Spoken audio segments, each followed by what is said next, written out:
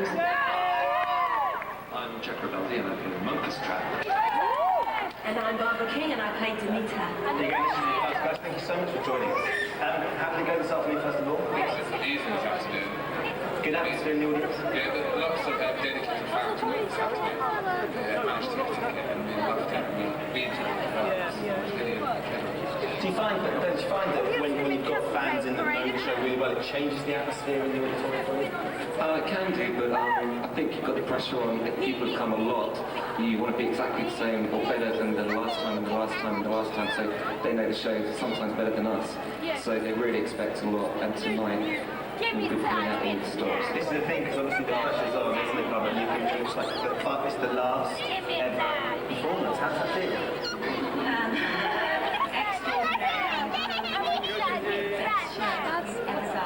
So much pressure on us, but what a night to be part of, and we are all so honoured.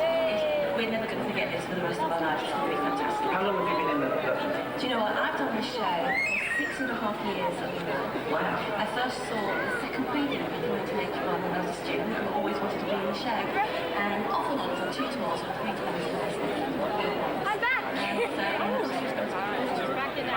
What's the difference between watching it and actually being a part of it? Watching it, you want to be a part of it. It's that black and white to me. I can't watch it and sit still. I want to be a part of it. And being a part of it is it's such, how can I explain it, job satisfaction. For an actress, singer and dancer to get up there and do this show, it's got everything. And I've loved every single minute of it. Now, I know for a fact that the physical nature, certainly when Cats was first choreographed by Gillian Lynne, that the physical nature of it pushed dancers to a different level. I mean, Alex, in your experience, is it sort of made you more physical, more flexible and sort of moving dancer? In a way, I mean, I've never ever actually done a show which has been this concentrated choreographically. It's so intense. Gillian Lynne's detail is perfect. She's got an eye for fine detail, especially something like being an animal. You're not just kicking your leg, you're crawling about on all fours, and you have to look closely at animals and keep your courage and safe at all times, but it's definitely been an experience for me. I've really loved it actually. It's so unusual. Did you all find you had to go home and practice being a cat and practice all the felines? You've got to watch them and take it all on board and do it again. Excellent, fantastic. Now, Johnny at the back there, obviously you played the role on Tugger, the geezer. What's been your experience working in such an amazing ensemble cast and an amazing project like Cats? I've done it quite a few times before, and every company is always different, and every person always brings something different to the show. Obviously, the last 4 months was all, since the new things closing down. It's kind of, we've all come together a bit tighter, and, it's been a real good tribal feeling for the show. Obviously, the show's all about a tribal feeling, and for us as a company of actors, to know that we're going to bring it to a close, it's all pulled us together all the time. And it always sounds, we're all a family, we all love each other, people can say that. In some respects we are. It sounds so true. It does sound, not to say it, but it's true. Cats notoriously aren't they? Never that feeling one day when it comes down to it. But I take it, obviously, like you said, there's so many elements. You've got the makeup and the wigs and stuff. But do things ever go wrong, Johnny? Loads of things go wrong. Like the tire won't go up, all we used to like, what are we going to do? She's got to get up, like, get her off somewhere off the back or something like that. But yeah, stuff like that, wings go off, It's like when you go watch an ice skating show, you want something for it, don't you? Yeah. So when that happens, it just happens to deal with it. Now, I don't know if you noticed, but Summer here looks very, very familiar, and I found this out earlier, but the reason Summer looks so familiar is because her auntie, that's right, was in the original cast, and your mum was as well. She was a few years later. But Summer's actually the niece of Bonnie Langford, and your mum was in the cast a few years later. She was the wife and then also my dad. I feel your pain! So it is a family business. So, what was your experience as a little girl? You must have been here all the time. Well, I remember sitting right there in the sound box when I was about 2 and watching the show nearly every night for, nearly 4 years. And it's when I came to do the show, when I found out I got it was just Tuesday. I went on amazing. Tuesday. I couldn't explain the feeling. On Tuesday. I got it on Tuesday. Yeah, when I went. Yeah, it's nice. The White Hat, which The is last one with the last week, so it was absolutely fantastic.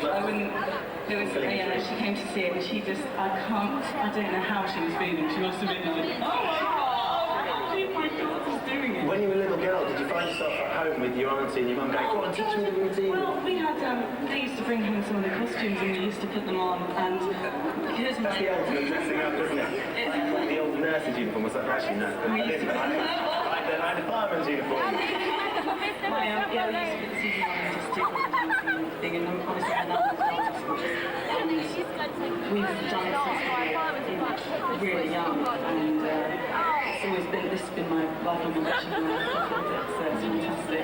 I can't wait to, it's going to be fantastic tonight. It's going to be an absolute sensational performance. Now over here we've got obviously a couple of the characters that are integral to the whole plot. Chrissy here, you obviously have an extraordinary part to play, and you get what has perhaps become synonymous as one of the most well-known musical songs in history, A Singing Memory. The singing class. Anything you don't memories can be sung. And musically, and it's so stirring. When I first heard the piece, it just moved me greatly, and I think if you can can touch you something, what you do is and to feel and express A lot of people have sung the song as well. Liberace even sung it himself. Liberace's even done a version of the song as well. Yeah. Among others. Does that put pressure on you because people are really coming in and saying, it's not Elaine Paige, it's not like Liberace. I suppose it could be like Liberace. But you know what I mean? Because there's so much expectation. I think it's because it's such a well-known piece of music. I find it inspiring. It's a type of music, the type of song you want to sing. And I think if you're a singer, if you have any kind of artistic talent, it inspires you rather than so I just love singing it every night. I think by the time it's got to that point in the show, it's so intense.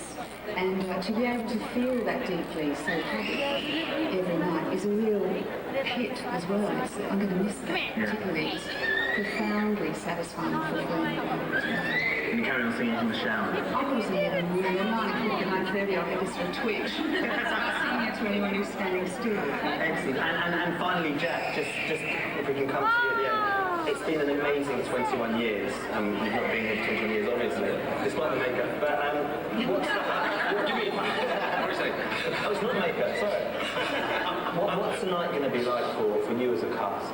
Well, first of all, it's going to be slightly nerve-wracking because of the people who are watching it.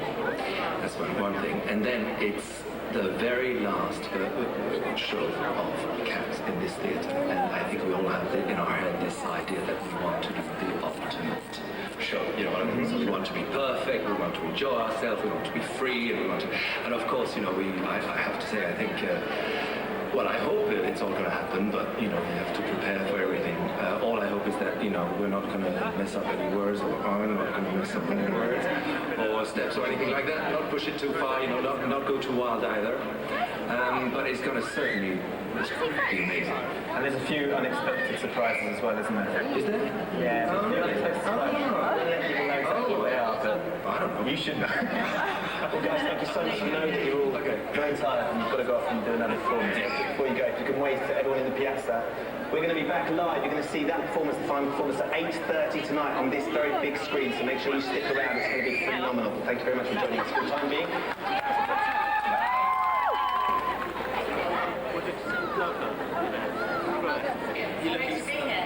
Where have you been? You're looking very brown. Am I? Yes, well, I've just come back from the south of France, actually, and the sun shone on me for a couple of days. So Looks like you fortunately brought it with you because we've had a nice afternoon here. Now, as you can see, there's all sorts of Cats fans here. Everybody's here for the performance tonight. I think that's the Cats Internet Club there. I can see. Elaine, just try and put into words what it was like for you being part of the original cast of Cats. Well, it was amazing, really, because I don't know if you know that I was sort of brought into the project rather late in the day, actually, because Judi Dench was actually going to be playing the role of Isabella that I ended up playing. And unfortunately for her, unfortunately for me, she injured her Achilles heel. And so Cameron rang me up literally the weekend before the first preview and asked me if I would step into the breach, so to speak. So I literally had a weekend to be able to learn the role and to find out all about this most exciting, new, fresh individual and most fantastic show called Cats. And I can tell you it was quite a busy weekend and a bit of a shock to have to kind of cavort around like a cat. I can imagine. One of the things you'd worked with Angelo Weber before in Evita, yes. So you knew his work, but one of the things that struck me was the completely revolutionary, original nature of Cats as a musical. Absolutely. It took a lot of people and critics by surprise, didn't it? Well, I think so very much, because obviously, probably partially the reason that it's had such a long first life, in the fact that it was so very unique, it was so very different and fresh and individual, and I don't think anybody had seen anything like it before then, or indeed since. It is absolutely unique, so I think that's had a great deal to do with it. The fact that it was sort of real people dressed in these most extraordinary costumes and makeup, and it sort of crossed the board Disney World in a way, didn't it? It's like the films, you know, it wasn't animation, it wasn't puppetry, but it was sort of a mixture of all those things, and I think that's what made it absolutely unique. Now, one of the things that has become so synonymous with the musical is the song Memory, which I'm sure is a favourite among many of the supporters out there now. And you got to sing this song, you got to make it your own, and for Ed, therefore be associated with it. What was that like at the moment you first heard it? Well, the funny thing is that I first heard this song long before I was ever involved with Cats at all. I heard it on the radio, and it was at midnight. I remember that very clearly because I was driving home in my car. Yes, it is very apt and a bit spooky actually, because I was coming back from a party that I'd been to, and the DJ on the radio said, "It's midnight, I'm going to give you the midnight news, and then I shall play the new theme from Cats, Andrew Lloyd Webber's new musical." And at that time it didn't have a lyric or anything, it was just the melody. And sure enough, I arrived at my house just on the dot of midnight when he was about to get the news on, and I dashed into my house, and as I was about to go into the house, I went to open my door, and this rather bedraggled old black cat, and this is absolutely true, this story, sort of hovered around my legs, and my mother had always told me that for a black cat to cross your path was lucky, so I was waiting for this old thing to get across before I went into the house, and eventually it did, and I dashed into the house and put the tape on to tape this tune that I'd heard a bit of before the midnight news, and sure enough he played the tune, the whole theme, and I was absolutely obsessed with it. And I had indeed thought to myself that I was going to ring Andrew the following day and say to him, "I know I haven't got anything to do with the show, but you've got to let me record this song," because I was completely obsessed with this truly marvellous melody. And just to add to that story, I didn't have to do that, of course, because Cameron rang me the next day and asked me to go and join them because of the accident with Judy. And the old cat that had crossed my path had come into the house while I was busy taping, and the old thing stayed with me for the rest of its life because it looked so terribly thin and ghastly. I gave it some milk and it stayed with me for the next, I don't know, about 16 years. So naturally enough, I called the character Isabella. Of course, a wonderful story. And what about the song itself? Because the one thing that the song went on to achieve such worldwide success in its own right. Have you ever found that in a way you've never been able to disassociate yourself from the song because you were the first singer? Why would I want to disassociate myself with that most brilliant song? I think it's one of Andrew's classics, and indeed a modern pop classic, and I am thrilled that I was the first to have a stab at it, and I do feel very much that it belongs to me in a way now. I feel it's associated with me, and I kind of would like to regard it as my signature, so I never want to disassociate myself from it. Tonight is a very special occasion for the fans that have come to see you, for many of the cast that are performing tonight who have been in for many years, and indeed for all the cast that are coming down to to experience this last night. We are going to have more of the original cast like yourself. What's it going to be like for you to be sat there watching it again, but not just watching it, but watching it with all your old peers and performers? Well, you know, we all gathered up yesterday to sort of work out what we're going to do at the end of the show, the finale, and it was like an old school reunion. And it was wonderful to meet up with everybody again. Obviously tonight, the same thing. It's going to be great to see everybody again, and indeed to see the show really for the first time, I guess. I think I've seen it maybe once since I left the show all those years ago, but I'll be very sad as well, of course, because it's, you know, 21 years ago, and I can't quite believe it, actually. It's marvellous that we should all turn up for my 21st birthday. Absolutely. Well, at least we have the memories of the show, and of course, you're one of the song. Now, Bob, 795 times. When was the first time that you saw Cats?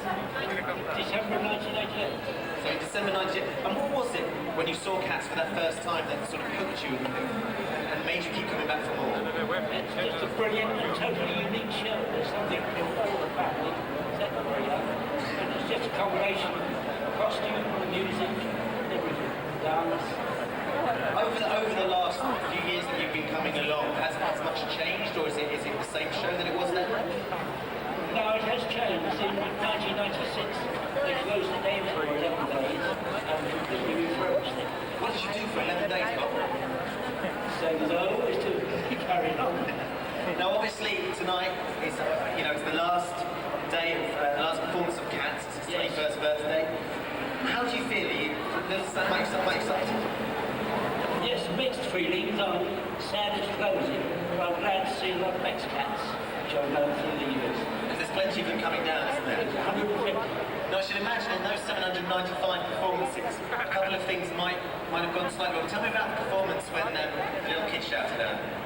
There's one performance at the end of the introduction when the Cats asked, "What's a jellicle cat? What's a jellicle cat?" The child's voice piped up from the platform. Said, "Well, we don't know, do we?" The cast and the audience cracked up. It's not quite pantomime, is it? No. Well, Bob, have a wonderful evening this evening. Thank you very much. Enjoy your 795. What are you going to do now that Cats is over? Well, I've got some other shows to see, so keep going for a while. Fantastic. I'm sure they will. Everybody, Bob Martin, please give him a round of applause.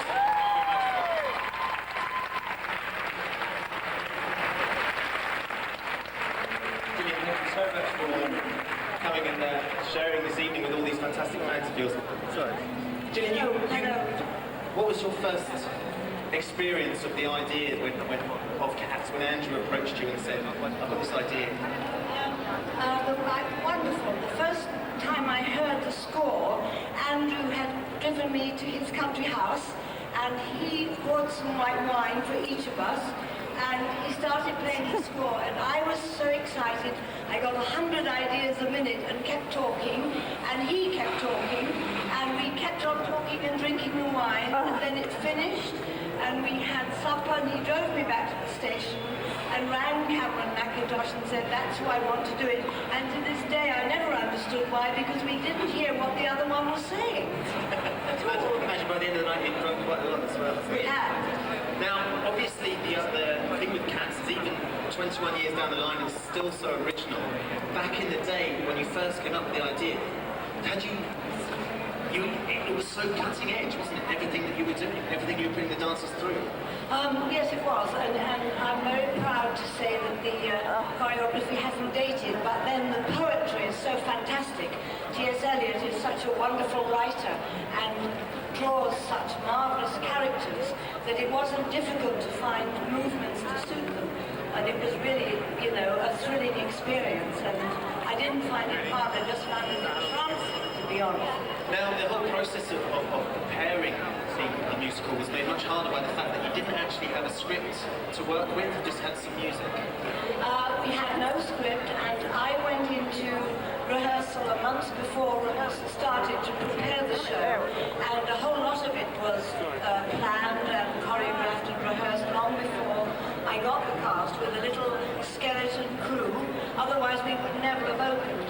And John Napier, the brilliant designer that you're about to meet, used to come in and talk to me about what I was doing, and a lot of the costumes were made up because of what we were doing. So it grew as we went, but it wasn't like a musical where somebody writes a script and you try and interpret it. It kind of built as we went.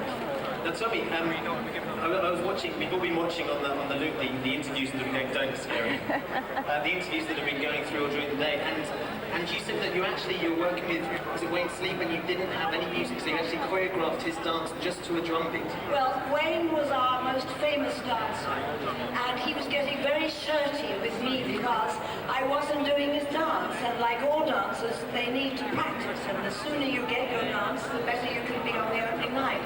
And in the end, I went to Trevor Nunn, the director, and I said, I'm very, very sorry, but I must go and make up something for Wayne, and I'll go and do it to a drum beat. And Andrew will have to write the music to the drum beat. And that's what we did. So the drum beat came first? The drum beat came first at the steps, and then Andrew had to fit it. There was nothing else to do with such a brilliant dancer as Wayne. And that became Mr. Mistopheles? Yes, that was Mr. Mistopheles. Wonderful. Now, do you have, when you watch Cats now, do you have a favourite moment or a favourite dance or a favourite move?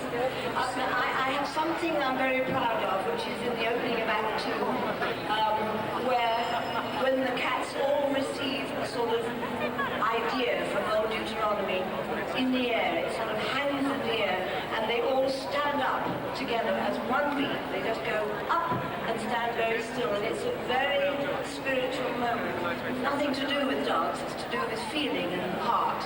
And it just came to me on the day that we did it, and it's always worked, and I'm very proud of that. Much more proud than a lot of the huge dance pieces, you know.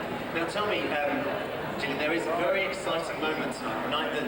Moment? It's 10 minutes. No, it's 10 minutes worth of moments. The cast hinted at it earlier. It's the moment we were sort of trying to tell you about.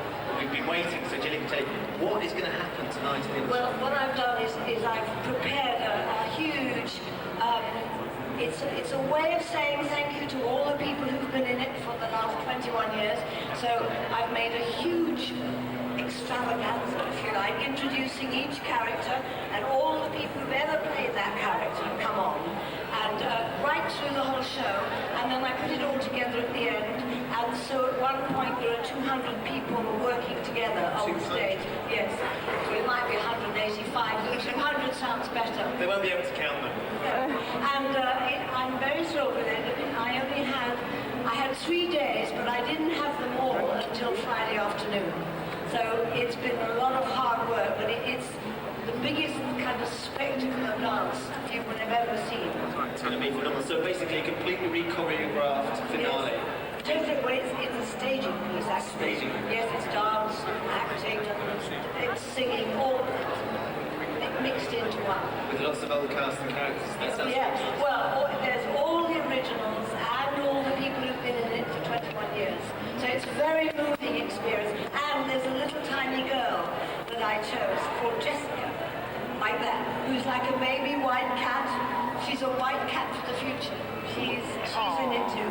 Wonderful. Well, Gillian, thank you so much for coming and talking to us. Thank you. Clearly, you should be very proud. It's an amazing feat. Gillian Lynne, everybody.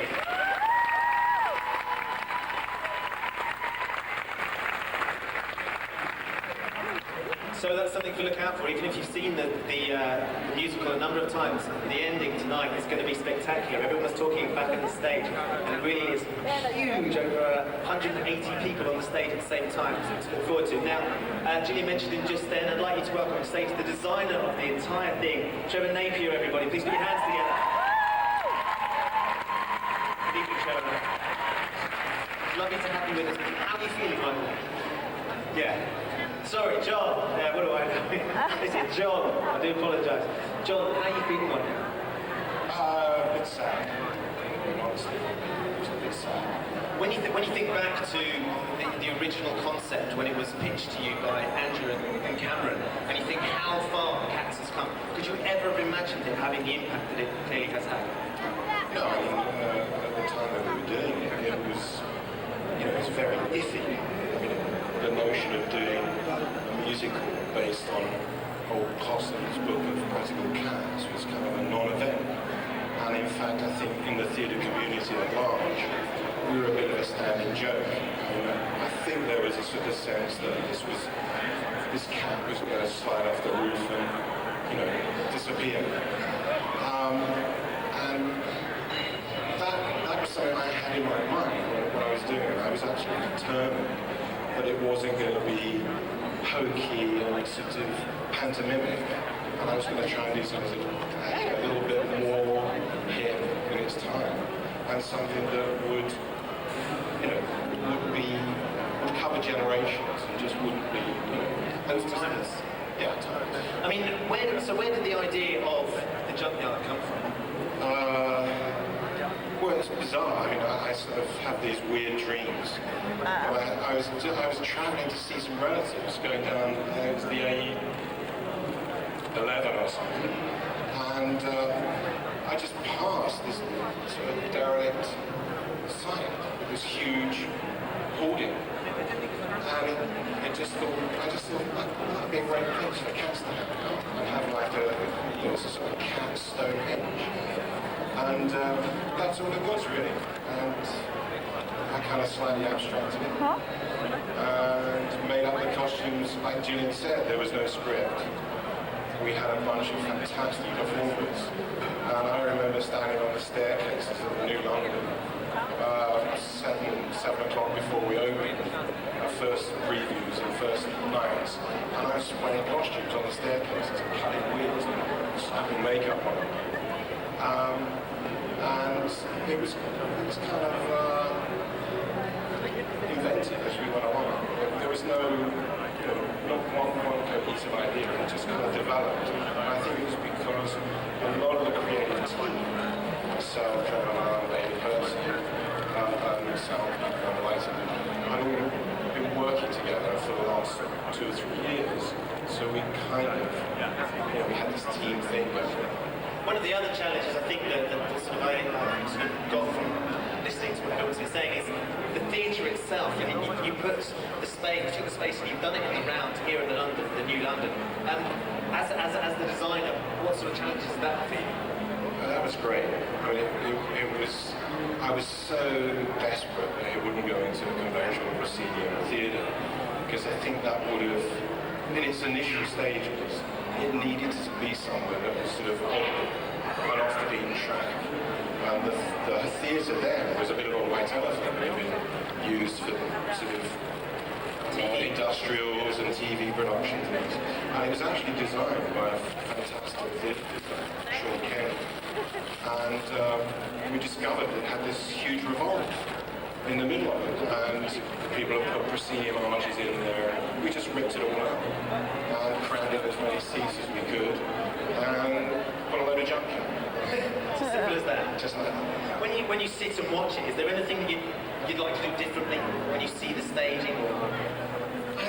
Well, I think that it's 21 years, and just the sheer technology that's available now to do things.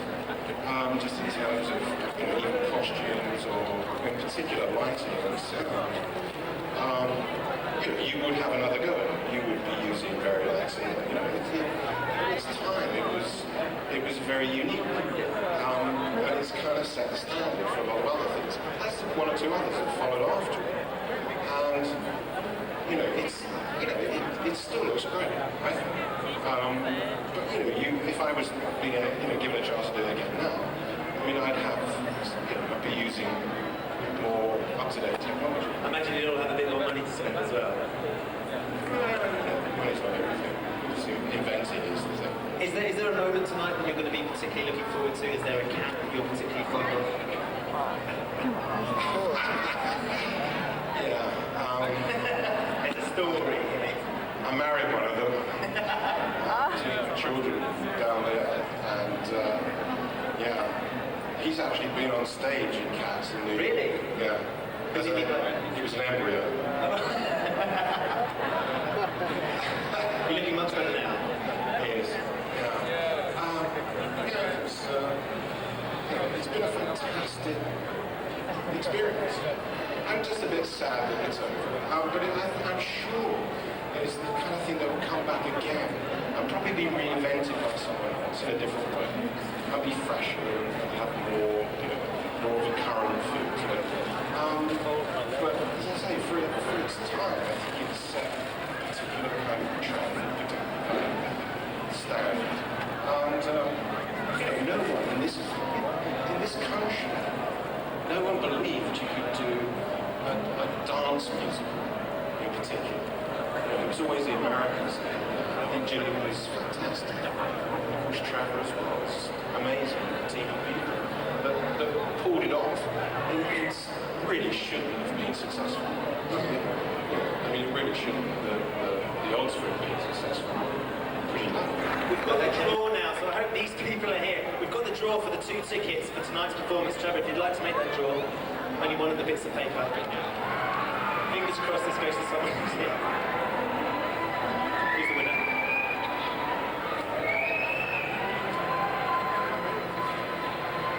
The winner is Mark Johnson of 2 Prince's Place. Is that Mark Johnson? Come on everybody, big up to Mark Johnson. Mark, I hope there's not 3 of you because there's only 2 tickets. That initially you were a bit disappointed that you hadn't got Jesus Christ Superstar, you hadn't got a Vita, but you've got a bunch of other cats. Yeah, it was exactly that. I was thinking when Andrew came to talk to me, because I'd done quite a lot of epic shows in London, like the 8-hour epic Nicholas Nickleby. I thought, well, you know, he probably wants to stage the War of the Worlds or something. And when he said, I'm thinking of doing a show based on these little pussycats, I thought I'd really draw the Joker card. And to begin with, I didn't quite see how it could be done, because there were just, what we had was 10 poems by T.S. Eliot that he'd written specifically for children. But there was no plot, there was nothing to connect them together. And Andrew had done settings of them that were very nice. But those 10 poems didn't include anything to do with the character of Grisabella. And as I said, they didn't include any narrative. And yet, what Andrew was looking for was something that should be a big stage and spectacular experience. So it felt to me quite a tall order. It was quite a tall order, but certainly an order that you all fulfilled with end scenes, or was it? No, it was a slow process. And first of all, I got the idea of a particular tribe of cats, because there's one poem that comes about halfway through the book about jellicle cats. So I decided there could be one particular tribe of street cats. And then therefore they had to have a leader, and therefore they could have histories. I hit on the idea that there could be one special night of the year when all the cats met, and then that there would be a decision about which one of them was going to go to the heavy side, which one was going to be reborn. And we got that from a letter that T.S. Eliot wrote to his publisher. But it was never part of the book. But we thought, well, maybe we're onto something. And then, quite late on, we discovered this fragment of a poem about a cat called Grisabella. And that gave us the main plot line and the Grisabella song memory and everything. So a lot of ingredients make up one wonderful recipe. Yes, it was a gradual process, and so was the rehearsal process. I mean, as the cast will well remember, they collected together on day 1 of rehearsals. Most people didn't have a named part. Most people didn't have a script to read. You know, it was a real act of faith. It was real, let's try to make something out of this material. Do you think if someone approached you now with more or less the same sort of idea, or an idea that you had no script, you had no names, and said, Trevor, I've got this great idea about little dogs or something, do you think you'd be willing to take the risk on it again? Yeah, I think most advances in theatre happen when people decide to take a risk, when you just get that bit of a feeling in the pit of your stomach, you get the butterflies, you think, you know, we could actually make something of this. When shows set out to repeat well-known formulas, almost never do they work? I mean, nothing really takes up. It's the crazy ideas, it's the unexpected ideas, you know. I mean, Starlight Express was a show about toy trains. You know, what? I mean, how can there possibly be a musical that is based on that idea? I mean, when we did Les Miserables, you know, it was a show with miserable in the title. I mean, everybody said you can't possibly. Well, who wants to go and see a show written by some 19th century French writer? You know, it can't work. But the running theme being that they're all incredibly successful. And all incredibly successful, but it's taking a risk and trying something different and new. Well, we look forward to the next piece with great anticipation. Trevor Nunn, everybody, please put your hands together.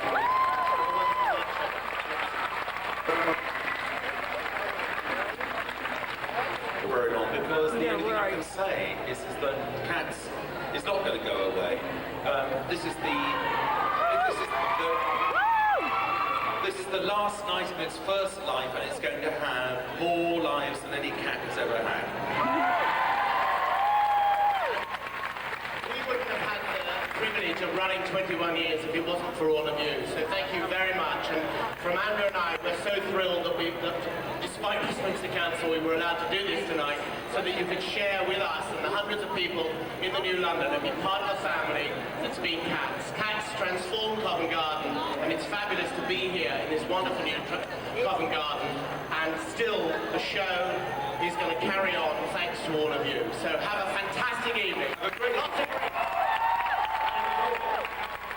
Before we just go, we've got to remember that there's one person to whom we owe Cats more than anybody, and that's the wonderful poems of T.S. Eliot. So, have a great night, guys. Crush on me. But you shouldn't say an awfully long time ago, I'm afraid. It's not very good for my ego. I'm sorry. I've just met, I think a lot of the people sat here, we were chatting to the cast in the New London, and your niece. Yes, my niece. Well, it's actually very unusual because there's not only myself, I was in the original cast, and then my sister joined the company a few years later and played the White Cat for a couple of years. And now her daughter, her second daughter, is in the current company. And the other day she actually went on as the White Cat, which is rather extraordinary because when we started the show she wasn't even born. And it's just so amazing to think that there's so many people here, in fact, who weren't born when we started the show. Time flies. It's wonderful that it's spread across the generations, like I say. But if you think back to I mean, we've been talking to Gillian and guys about rehearsal process. But as from a dancer's point of view, as somebody who was there that was trying to glean all this information, what was it like to have to deal with the fact that there was nothing there? It was madness.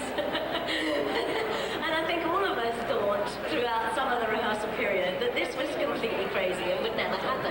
And the fact that it's still on 21 years later is quite incredible. And coming back, it's like an old school reunion. And it's also like going back to sort of your old haunt, and suddenly all the memories start flooding back, particularly when you're standing in a particular place on the stage and you think, oh, do you remember when that happened? And to be honest, it was all very dramatic and quite hilarious. Oh, really? And we didn't actually realise, we didn't know how anybody would take this show at all until we did the very, very first preview. And literally, we came off the stage, relieved that we got from the beginning to the end for the first time ever, because we didn't ever get through it without stopping. And we got to the very, very end, and then we all went back to the dressing rooms and sort of went, oh! And over the tannoy, Trevor, who you've just met, came over the loudspeaker system and said, dear company, we have a show. It's very dramatic, isn't it? And kind of an understatement as well, because in terms of scale, Cats has been seen around the world by over 60 million people. It's over 60 million people, something ridiculous, like 26 countries, 16 different languages have been translated into. It's amazing, isn't it? And you were part of the original cast. Do you get a sense of the history when you meet fans and when you hear people talk about Cats? I suppose I do. I think what it is that when you say the word cats now, you don't think of four-legged furry animals. Just that. You know, you usually, people now will say, what do you mean the show? And that is quite... Well, yeah, exactly. And Lycra, to be honest, Lycra was very new then. But, you know, it's amazing to think that it does have a different meaning now, that word. It doesn't just mean one thing. And it does tend to be a universal language. But there's no way at the beginning that we thought that would be the case. And I suppose it's very exciting to think that. But obviously we all move on. We've all done done different things over these 21 years. You know, you do a lot of other stuff. And it's only really when you come back to the show that, I mean, you telling me 60 million people, that's incredible. That is incredible. And you know, all power to it just shows you how universal both music, theatre, dance can be. And that in fact it is an amazing language. I think one of the things that strikes you when you watch is not just the sort of the originality of the performance and of the music, but we were chatting to John about the design and the makeup. I mean, what was that like to go through every day, almost twice a day? No, but I do have to say that the makeup is now completely different. Oh, really? Because all I had was makeup. I had a little nose and 4 spots. I didn't do any of this, you know, marvellous painting stuff that you all do. It's work of art. I used to just do my hair in 2 little bunches and shove a couple of dots and a nose, I mean, and a little catsuit and a bit of rope round the waist. That was it. It was very simple. It's moved on quite considerably. Have you seen it recently at all? I saw it a few months ago. I tell you what, I took my daughter. She's 18 months old, and she loved it. And the only time that I had to actually whisk her out was when it got to the quiet bit at the beginning of the second act, and she started going, "Hey-yo!" saying hello to all the cats. So I had to just whisk her out. So I saw it then because my niece was on, and it was just such a lovely part of history to think that not only was I part of it, but also that other members of my family have been too. And hopefully, as it takes on its second and third life, maybe your daughter